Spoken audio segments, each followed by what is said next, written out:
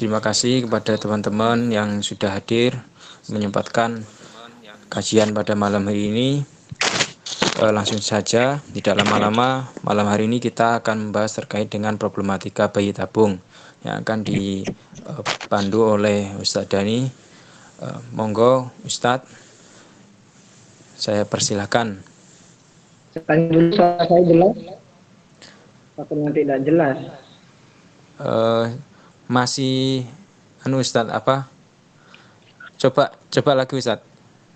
Cek. Halo, suara saya jelas? Jelas? Lumayan Ustadz. Sudah saya mulai ya. Bismillahirrahmanirrahim. Assalamualaikum warahmatullahi wabarakatuh. Bismillahirrahmanirrahim. Ala Rasulillah Sayyidina wa Maulana Muhammad ibni Abdillah, amma ba'du. Pertama-tama saya minta maaf atas keterlambatan karena kendala email mungkin. Karena setelah saya ganti email, alhamdulillah bisa masuk ke Google Meet. Mungkin ada hacker-hacker mungkin ya. Baiklah, kita langsung saja mulai pembahasan yaitu mengenai bayi tabung pada malam Jumat ini. Mudah-mudahan dalam kajian ini semuanya yang mengikuti mendapatkan barokah ilmu dan juga kita diberi kemudahan oleh Allah Subhanahu wa taala. Amin Allahumma amin. Yang pertama masalah bayi tabung ya. Bayi tabung kita tahu ini sudah masalah yang dulu sekali dan sempat viral oleh artis kita yaitu Inul Daratista. Inul Daratista yang karena tidak punya anak kemudian menggunakan bayi tabung. Permasalahannya apakah bayi tabung ini adalah kebolehan atau tidak, dan juga apakah termasuk dalam hari bersama. Karena bayi tabung ini masalah darurat ya. Karena ketika ingin memiliki anak pastinya karena seorang yang sudah berkeluarga pada akhirnya tujuannya itu ingin punya anak. Gak mungkin kemudian berkeluarga tidak ingin punya keturunan itu serasa muhal, karena memang ada beberapa ini, semisal teman-teman saya misalnya itu ada yang sudah 15 tahun, 17 tahun, 10 tahun tidak dikarunia anak. Namun solusinya bagaimana? Banyak solusi sebenarnya tidak harus kita, yaitu kan mengadopsi anak, dan ini masalah tabani dalam masalah hukum Islam, yaitu mengadopsi anak itu diperbolehkan dengan syarat tidak mengakui sebagai nasabnya, dan anak harus tahu juga bahwasanya ini bukan anak kandung tapi adalah anak angkat yang mana nasabnya itu tetap miliknya orang tuanya. Kenapa hal seperti itu? Karena kalau anak tidak dikasih tahu, anak angkat itu, anak adopsi itu tidak dikasih tahu, maka resikonya yaitu ketika wali nikah sama masalah warisan. Anak yang bukan nasabnya itu tidak termasuk mendapatkan warisan, juga orang tuanya tidak berhak menjadi wali, sehingga nanti ketika menikah nanti tidak sah walinya seperti itu. Oleh karena itu, mari kita hati-hati dalam masalah ini. Dan kalau punya panjenengan saudara ya, saudara punya anak, mengangkat anak perempuan, nanti hati-hati ketika menikah, orang tuanya tidak berhak menjadi walinya. Kenapa? Karena memang bukan orang tua kandungan. Dan juga masalah warisan, tidak berhak mendapatkan warisan. Nasab dalam Islam itu sangat diperhatikan. Begitu juga dengan bayi tabung. Bagaimana dengan bayi tabung? Nah, ini ketika memang seorang suami misalnya mandul atau hal-hal yang lain sehingga diadakan bayi tabung. Ada beberapa permasalahan yang memang ketika kita bicara bayi tabung, yaitu terkait dengan prosesnya ya. Bukan masalah keluar anaknya itu bagaimana, itu proses, kan itu mempengaruhi itu mengaruhi prosesnya bagaimana, itu mempengaruhi hasil kita. Kalau kita tumbuhan dalam perkuliahan S1 kita sibuk terus tanpa ya, nanti outputnya juga akan seperti itu. Begitu juga proses ini bayi tabung.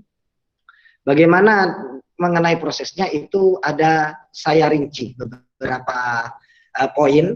Yang pertama itu masalah bayi tabung, hukumnya satu, apabila spermanya itu bukan dari suaminya kemudian dimasukkan ke rahim perempuan, maka jelas hukumnya adalah haram. Ya, dalilnya apa? Dari hadis. Ini dalam kitab Jami'us Shaghir. Bismillahirrahmanirrahim. Qala Nabi sallallahu alaihi wasallam, ma min dzambin ba'da syirki a'dhamu indallah min nutfatin wada'aha rajulun fi rahim la yahillu lahu. Sesuatu yang termasuk dosa besar ya setelah syirik itu di sisi Allah adalah meletakkan atau meletakkan istilah nutfah, mani ya, sperma kepada seorang perempuan yang bukan mahramnya. Ini sudah jelas ya, ini sudah bi'ijma'il ulama berdasarkan dalil Al-Quran dan maupun hadis, hukumnya adalah haram apabila sperma itu bukan dari suaminya sendiri kemudian dimasukkan ke rahim seorang istri, maka itu tidak boleh, jelas. Yang kedua, spermanya ini, maaf ya bahasanya agak sensitif karena memang biar jelas, spermanya itu benar dari suami, namun caranya tidak muhtaram, tidak diperbolehkan oleh Islam. Apa maksudnya ada istilah muhtaram sama ghairu muhtaram dalam istilah fikihnya? Muhtaram itu yang dimuliakan atau yang dibolehkan bahasanya ya, yang diperbolehkan. Ada yang ghairu muhtaram yang diperbolehkan. Muhtaram dan hal. Kedua, ada sperma yang ghairu muhtaram, tidak halal, tidak boleh, dan juga haram. Bagaimana cara untuk mengetahui, Ustaz? Untuk mengetahui ini muhtaram atau ghairu muhtaram, ini bisa dibaca dalam kitab Iqna. Sudah jelas itu pembahasannya. Pertama yaitu dalam masalah sperma yang muhtaram, yang diperbolehkan. Apa itu sperma yang muhtaram? Sperma yang dikeluarkan secara legal, secara menggunakan tangannya istri. Nah, ini contohnya, menggunakan tangan istri atau menggunakan tangannya budak. Karena kalau dulu masih budak itu diperbolehkan, hanya istimta'u bi zaujah awil amat. Beristimtaklah, bersenang-senanglah dengan istri atau dengan budaknya. Ini dulu, kalau sekarang budak sudah dihapus. Jadi kalau pakai tangannya istri maupun pakai tangannya budak, maka itu diperbolehkan dan halal. Yang tidak boleh itu yang ghairu muhtaram. Ghairu muhtaram itu sperma yang dikeluarkan secara tidak halal, tidak boleh. Contohnya apa? Dikeluarkan sendiri ya. Istilahnya itu adalah istimna bil yad ya, mengeluarkan dengan tangannya sendiri. Ini yang tidak diperbolehkan. Ya, atau istilahnya itu apa itu? Onani apa-apa itu kalau yang bahasa milenialnya itu. Itu cara membedakan mana yang muhtaram, mana yang ghairu muhtaram. Kalau ini yang kedua, spermanya itu dari cara yang tidak muhtaram, maka juga hukumnya itu tidak boleh ditaruh di bayi tabung, meskipun nanti ada hilaf. Kemudian yang ketiga, hukumnya boleh bayi tabung dengan catatan spermanya itu dikeluarkan secara muhtaram, secara boleh, secara secara halal, kemudian dimasukkan ke rahimnya istri. Maka itu yang diperbolehkan seperti itu. Memang pada pada kenyataannya ada antara Imam dan Ibnu Hajar ya, masalah Imam Rawi itu boleh dan diperbolehkan untuk bayi tabung, karena dulu dalam Iqna itu diceritakan ada seorang istri yang mengambil spermanya suami ketika tidur ya. Jadi mimpi basah, kemudian spermanya diambil dimasukkan ke dirinya sendiri. Namun kitab itu diceritakan bukan suaminya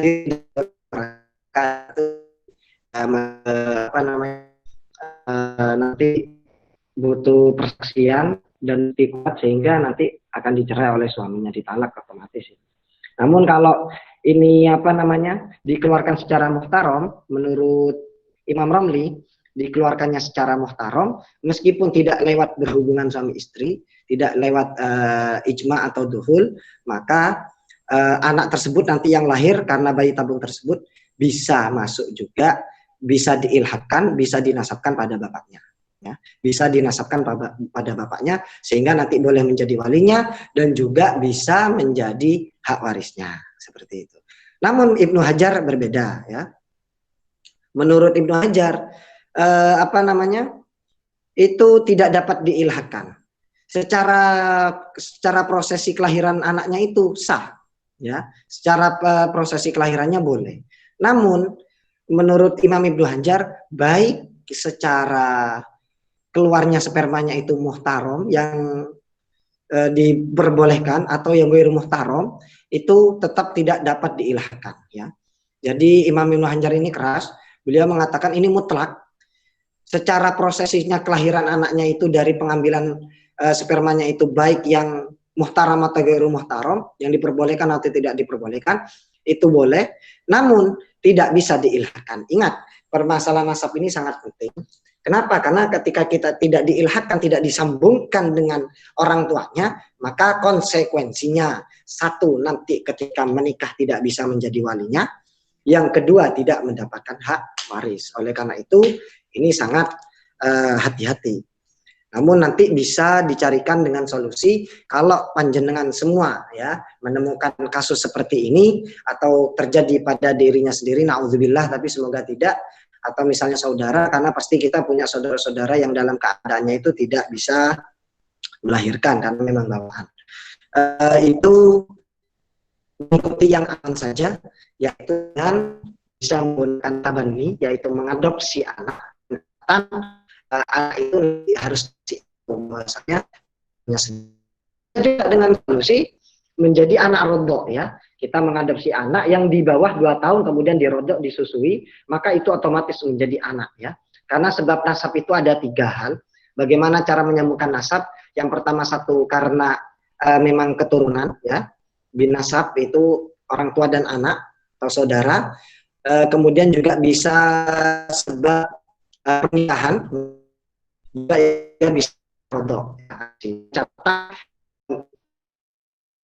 2 tahun otomatis kalau ada anak kecil, maka jangan bawa anak kecil di bawah umur, kok tiba-tiba disusui sama kaum Hawa. Ini otomatis menjadi anaknya. Karena jadi anaknya maka haram kita haram kita punya anak nih mau dinikahkan, itu tidak boleh. Makanya hati-hati ketika kasus menyusui rodok seperti itu. Ini memang beberapa solusi kalau ingin menjadikan anaknya menjadi nasab. Kalau bayi tabung ini ada khilaf ya. Seperti yang saya katakan tadi, kesimpulannya bahwasanya boleh melakukan bayi tabung satu dengan catatan, yaitu sperma yang dikeluarkan itu adalah muhtarom yang diperbolehkan, kemudian dimasukkan ke rahim istrinya sendiri, bukan istrinya orang lain. Kalau istrinya orang lain jelas tidak boleh. Itu meskipun ada khilaf nanti ilhaq bapaknya, nasab ke bapaknya itu ada perbedaan. Imam Ramli dalam kitab Iqna dikatakan bisa nasab ke orang tuanya kalau memang benar-benar spermanya itu dari suaminya. Namun Ibnu Hajar berbeda, baik cara keluarnya spermanya itu muhtaram atau ghairu muhtaram, bagi yang diperbolehkan atau tidak diperbolehkan tidak dapat diilhaqkan. Itu kesimpulannya masalah bayi tabung. Jadi memang ini adalah kasus yang sangat insidental dan banyak terjadi di mana-mana. Oleh karena itu beberapa solusinya ya bisa menggunakan bayi tabung atau nanti menggunakan adopsi anak seperti itu. Bahkan paling aman memang adopsi anak yang di bawah 2 tahun kita susui menjadi rodoknya kita secara nasab karena anak itu. Jadi bisa menjadi walinya juga sekaligus bisa menjadi wali nikahnya sekaligus mendapatkan hak waris seperti itu. Ini sangat penting sekali seperti itu masalah untuk masalah operasinya. Nah, ini berbeda pendapat nanti, ini pembahasan lain, masalah operasi sesar dan lainnya itu pembahasan lain. Namun yang paling saya inginkan ada kasus ada kasus baru ini, yaitu masalah karena sperma itu sendiri lewat muhtaram atau tidak ya. Paling memang yaitu secara muhtaram ya, secara hal yang dilegalkan yaitu lewat jalur istrinya atau budaknya. Karena sekarang budak sudah tidak ada, namun tetap saya sampaikan karena ini termasuk fan ilmu bahwasanya dulu Islam mengenal budak, sehingga ketika bersenang-senang istimta, bahasa fikihnya itu istimta, bersenang-senang itu boleh dengan istri maupun dengan budak seperti itu. kita hati-hati masalah terutama masalah. Dan ketika ada proses setelah itu ingin mengetahui ini atau tidak, itu lebih baik ditinggalkan, lebih baik tidak usah, karena itu membuka aib kita sendiri. Kalau ada perempuan, ada tes keperawanan, tes kemandulan, ini kan bahaya. Kalau ini sampai bocor rahasianya kan, semisal kita belum nikah kan siapa yang mau nikah sama kita, kan seperti itu. Oleh karena itu memang bahaya itu. Jadi saran saya mending ketika ada tes-tes seperti itu tidak perlu mengikuti, karena kalau sampai bocor itu kan bisa jadi aibnya kita. Jangan nikah sama itu mandul seperti itu. Memang, tapi kuasa Allah kan, meskipun itu hanya kedokteran, orang kan sekarang banyak yang percaya kedokteran, meskipun pada akhirnya tidak semua yang katanya dokter itu adalah benar terjadi seperti itu. Mungkin itu pembukaan secara singkat dan jelas, bahwasanya kesimpulannya yaitu boleh hukumnya boleh melakukan bayi tabung dengan catatan spermanya itu dari cara yang muhtaram, cara yang diperbolehkan, dan juga dimasukkan ke rahim istrinya sendiri, bukan istri orang lain. Mungkin itu saya kembalikan ke moderator. Terima kasih. Baik, saya ambil alih. Untuk sesi selanjutnya adalah sesi tanya jawab. Bagi peserta yang ingin bertanya, dipersilakan.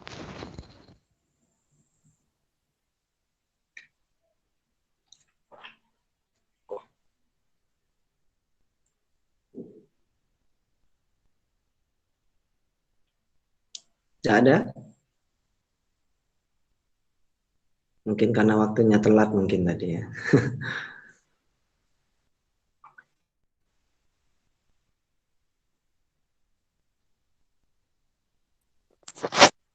Saya izin bertanya, Ustaz. Silakan. Baik. Assalamualaikum warahmatullahi wabarakatuh. Waalaikumsalam warahmatullahi wabarakatuh. Jadi pertanyaan saya gini, Ustaz. Saya pernah mendengar bahwa sperma itu tidak bisa bertahan di luar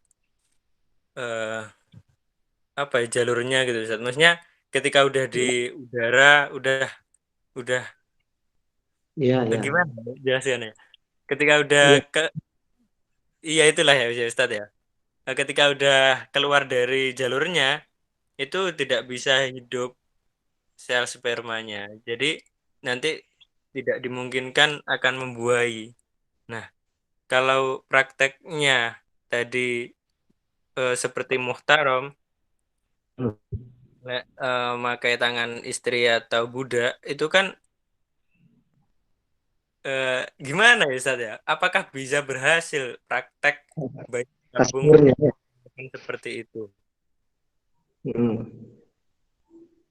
Ya, sekian Ustaz. Bagus sekali pertanyaannya. Memang ketika sperma itu keluar, non sewu ini ya, karena banyak perempuan juga bahasanya agak aneh, tapi nggak apa-apa demi keilmuan. Sperma yang keluar itu memang benar tidak bisa bertahan lama. Namun di dalam kedokteran itu sudah disiapkan tabung khusus kecil. Itu saya tadi baca prosesi bayi tabung itu yang bisa dapat menjaga keutuhan sel sperma. Sel sperma itu kan banyak, ada sampai ribuan bahkan jutaan dalam setiap kali keluar. Itu nanti ketika dimasukkan ke dalam tabung kecil itu yang bertahan mungkin dari 1, 2, 3, 4 atau 10, 100 seperti itu. Tidak semuanya hidup. Nah itu makanya ketika antara prosesi keluar biasanya sama dengan memasukkan rahim, itu biasanya jaraknya itu tidak lama. Biasanya tidak lama. Di antara ketika 1 hari itu prosesnya 2 jam setelahnya langsung dimasukkan seperti itu. Biasanya seperti itu. Kemudian kemarin waktu itu saya punya murid di mana itu, Kanada, SMK Kesehatan. Ketika praktek sperma seperti itu, mereka itu sempat bertanya, ini ada murid ini bertanya waktu itu sekitar 4 tahun yang lalu nggak salah. Itu disuruh gurunya ngumpulkan sperma. Ini murid-murid perempuan ini. Akhirnya, terus kamu gimana, Dok? Ini murid saya yang SMP, kemudian Alia di kayak kesehatan.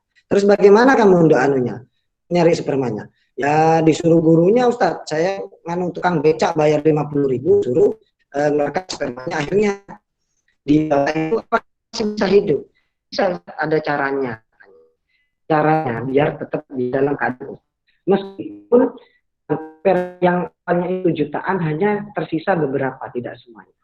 Dari situlah dokter nanti proses bayi tabung itu dilakukan, sisa-sisa dari spermanya, sperma yang masih hidup, ya. Namun tidak semua, tadi yang saya baca itu tidak semua kedokteran itu berhasil melakukan bayi tabung ini. Makanya itu ketika bayi tabung ini satu kali misalnya tidak berhasil, itu akan diulangi terus sampai yang ya, namanya meskipun berhubungan seperti ketika sudah berhubungan sama istri, itu tidak mesti orang yang setelah berhubungan pasti punya anak, tidak mesti. Itu membutuhkan proses, Kak. Karena apa? Karena sperma itu bahkan yang sudah prosesnya dikeluarkan di dalam pun itu belum tentu masih ada yang hidup semua, belum tentu. Yaitu kuasanya Allah di situ, ya. Dan juga masalah nanti gambarannya seperti apa? Yang jelas gambarannya itu waktunya cepat, antara keluar kemudian dimasukkan itu cepat. Karena kalau terlalu lama nanti sperma, sisa-sisa sperma yang masih hidup itu akan tidak ada. Kemudian dalam masalah lahirnya juga nanti memang ya ini, kasus ini kan ada dalam kitab Iqna, namun kasusnya itu ada seorang yang tidur kemudian diambil spermanya oleh seorang perempuan, kemudian dimasukkan ke dia, kemudian terjadi. Inilah yang disebutkan fikih iftirodiyah. Ini benar terjadi.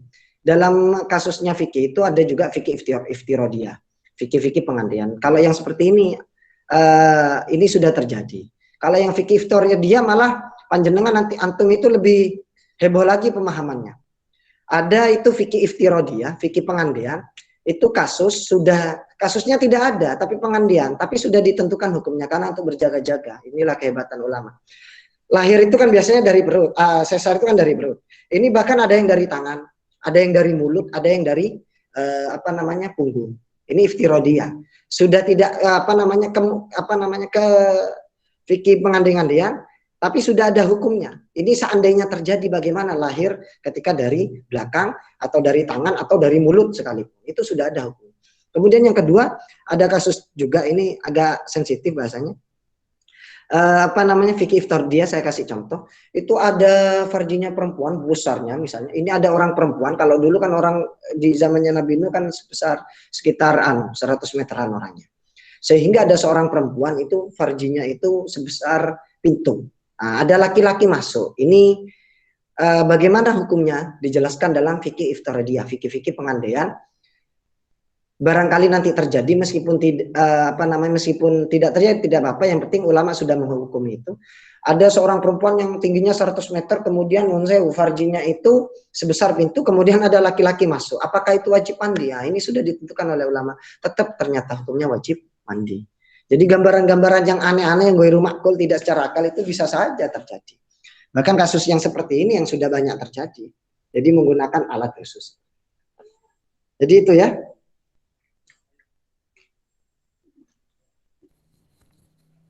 Baik Ustadz, ada yang bertanya lagi melalui chat yang ada di Google Meet dari saudari Dina Hanifatul Ula.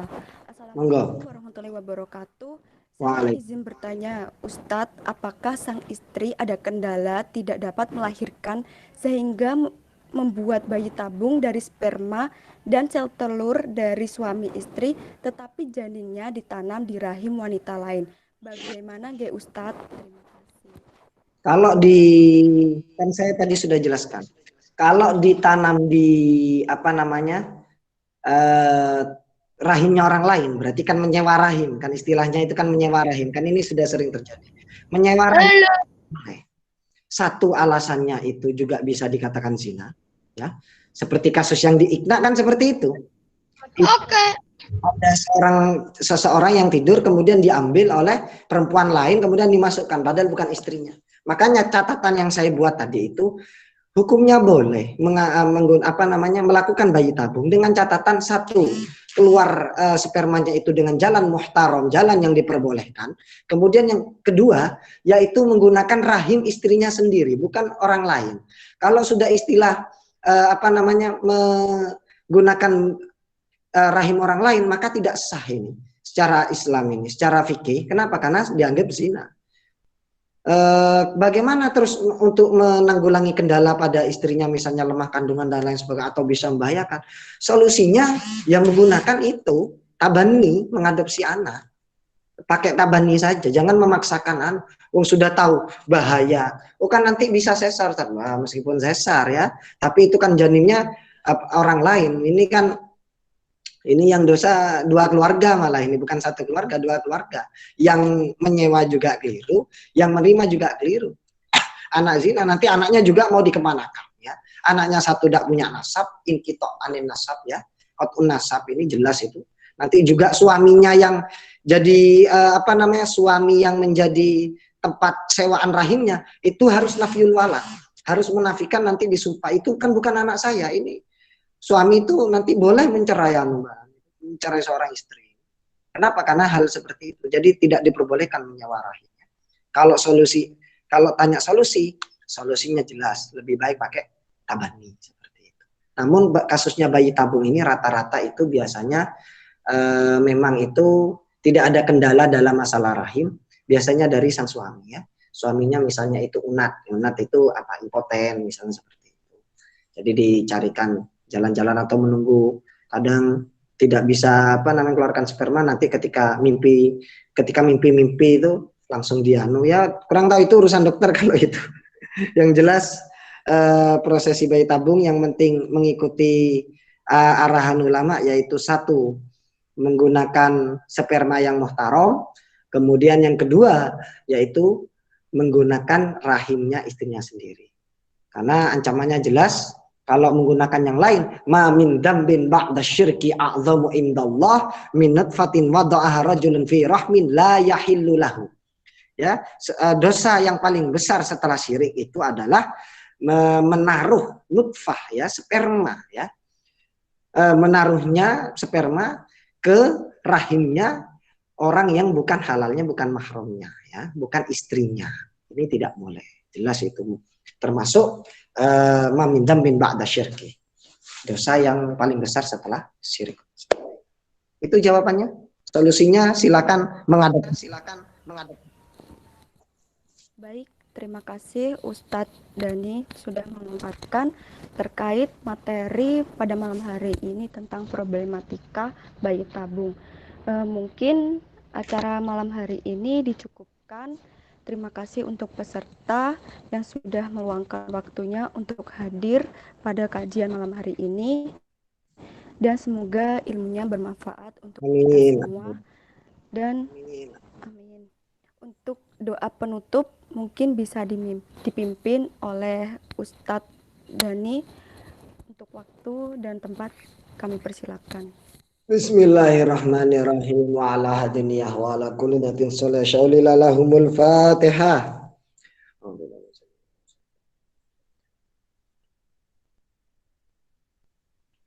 Bismillahirrahmanirrahim. Hamdan syakirin, hamdan na'imin, hamdan yuafi na'amahu wa ikafi mazidah. Ya Rabbana lakal hamdu kama yanbaghi li jalali wajhika wa 'azimi sultanik. Allahumma ighfir lana dzunubana liwalidina warhamna kama rabbayana shighara. Allahumma inna nas'aluka salamatan fid dini wad dunya wal akhirah wa afiatan fil jasadi wa sihhatan fil badani wa ziyadatan fil ilmi wa barakatan fil rizqi wa taubatan qabla al maut wa rahmatan lil maut wa maghfiratan ba'dal maut. Allahumma hawwin alaina fi sakaratil maut wa najatan minan nar wal afa indal hisab. Rabbana hab lana min azwajina wa dhurriyyatina qurrata a'yun waj'alna lil muttaqina imama. Rabbana taqabbal minna innaka antas samiul alim wa tub 'alaina innaka antat tawwabur rahim.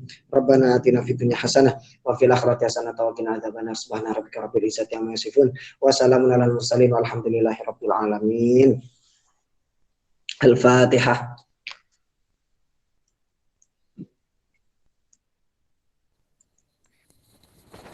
Terima kasih untuk acara malam hari ini. Bila ada kurang lebihnya mohon maaf. Billahi taufik wal hidayah wa ridha wa inayah. Wassalamualaikum warahmatullahi wabarakatuh.